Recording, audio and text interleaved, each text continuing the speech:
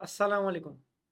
मेरा नाम फ़हद बलोच है और आज जो टॉपिक मेरे पास है वो टॉपिक हॉस्पिटल और डॉक्टर माफिया से रिलेटेड है, जिसमें जो है वो आप अगर देखें कि एक आम इंसान जो होता है ना, वो इलाज कराने अस्पतालों में इसलिए जाता है कि ख़ास तौर पे प्राइवेट हॉस्पिटल्स। मैं प्राइवेट हॉस्पिटल्स की बात करूँगा और मैं सारे डॉक्टर्स की बात नहीं कर रहा, मैं उनकी बात कर रहा हूँ जो कि अपना काम सही से नहीं कर रहे और ना करते हैं। तो इसी तरीके का एक वाक़या आप सबको पता है, कराची में हुआ। फराज फ़हीम नामी नौजवान, जिसको हाथ की कॉलर बोन हल्की सी क्रैक थी, उसकी सर्जरी के लिए लेके गए और उसको जो है उन्होंने कोई गलत इंजेक्शन लगा दिया या दवा दे दी, जिसकी वजह से वो दम तोड़ गया। अब मेरा कहना ये है कि इस केस के अंदर जो वकील का रोल प्ले करेगा वो मैं करूँगा, क्योंकि जो फराज के ससुर हैं मुस्तजिब भाई, उन्होंने मुझसे रब्ता कर लिया और उनसे मेरी मुलाकात भी हो गई। आज भी हमारा एक मीटिंग शेड्यूल थी। तो एसएचओ नाज़माबाद साहब हैं, आमिर आज़म भाई, उनके पास कंप्लेन भी रिसीव करा दी है इनके ख़िलाफ़। वो भी अपनी साइड से, पुलिस भी जो है हेल्थ केयर कमीशन को अप्रोच करेगी और कंप्लेन भेजेगी इस मामले की, कि इसकी तहकीकात की जाए और हम भी अपनी तरफ से इसको हेल्थ केयर कमीशन में लेके जाएंगे। अब हेल्थ केयर कमीशन का जो रोल है ना, वो बहुत सादा सा रोल है, लेकिन वो बहुत लंबा करते हैं। वो लंबा इस मुराद से करते हैं कि वो कहते हैं कि डॉक्टर की कंप्लेन डॉक्टरों के पास जाएगी और फिर वो एक पैनल बैठेगा और वो कोई कब बैठेगा वो किसी को नहीं पता होता। वो इतनी लंबी कर देते हैं कि विक्टिम की फैमिली तंग आ जाती है। तो ये तो हम इस बार होने नहीं देंगे। हमें तो रिपोर्ट चाहिए फ़ौरन। अब इनके पास टाइम नहीं है, कुछ भी नहीं है, तो ये टाइम निकालें, वरना तैयार हो जाएं प्रोटेस्ट देखने के लिए, धरने देखने के लिए। और फिर अगर जलील होके इनको रिपोर्ट बनानी है तो फिर ये जलील होके बनाएंगे। अगर ये तमीज़ से नहीं बनाएंगे तो दूसरा तरीका तो हमें ऐसे ही आता है, जो कि हमने सीखा है और हम यही करते आ रहे हैं। ठीक है, तो हम उसके खिलाफ कंप्लेन दर्ज करा देंगे। एओ क्लिनिक बहुत बड़ा हॉस्पिटल है, गरीब भी अपने बच्चे का अच्छे से अच्छा इलाज कराना चाहता है। लेकिन अगर तब भी कोई गफलत करे, डॉक्टर आप भगा लें, दौड़ा लें, कहीं पे भी ले जाएं उसको और पाताल में भी छुपा दें, तो कंप्लेन तो विड्रॉ नहीं होगी, कंप्लेन तो लगेगी।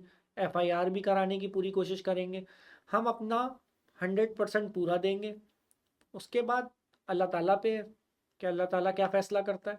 और एक चीज़ मैं ये कहूँगा कि अगर किसी को ये लगता है, बहुत से लोग मुझे मैसेज कर रहे हैं कि हमारे साथ भी हो चुका है, हमारे भी प्यारे जो हैं वो इसी तरह इनकी गफलत से मर चुके हैं, तो आप सबको आवाज़ उठानी चाहिए थी। आप सबको चाहिए था कि आप कम से कम आवाज़ उठाते, ताकि दूसरे लोग सेफ हों। देखिए, किसी अस्पताल के खिलाफ बोलना हमारा मोटिव नहीं है। हमारा मोटिव ये है कि दूसरे उससे अवेयर हो सके। आप अपना इलाज कराने ना जाएं, दूसरे ना जाएं, कोई और जाए तो प्रिकॉशंस लेके जाए, पता करके जाए कि भाई आप कौन सा इंजेक्शन लगा रहे हैं, क्या लगा रहे हैं। इसी तरह नॉलेज आती है एक दूसरे को कि अच्छा डॉक्टर कौन है और कौन नहीं है। तो फिलहाल इस केस के अंदर हमने ये देखना है कि आगे क्या होता है। और अगर हमारी बात नहीं सुनी गई या विक्टिम की फैमिली की बात नहीं सुनी गई, देखें मेरा कोई इससे ताल्लुक नहीं है कि लोग बोलते हैं ना कि पार्टी पैसे ले लेती है, ये कर लेती है, वो कर लेती है। वो बात की बातें। अब मेरा उससे कोई लेना देना नहीं। मैं अपना फ़र्ज़ अदा कर रहा हूँ, आवाज़ उठाना मेरा फ़र्ज़ है, साथ देना आप पे फ़र्ज़ है। आप देना चाहें तो, कोई ज़बरदस्ती नहीं है। और हम अपना काम करते रहेंगे। आज नहीं कल कोई और केस, परसों कोई और केस, तरसों कोई और केस किसी जालिम के खिलाफ।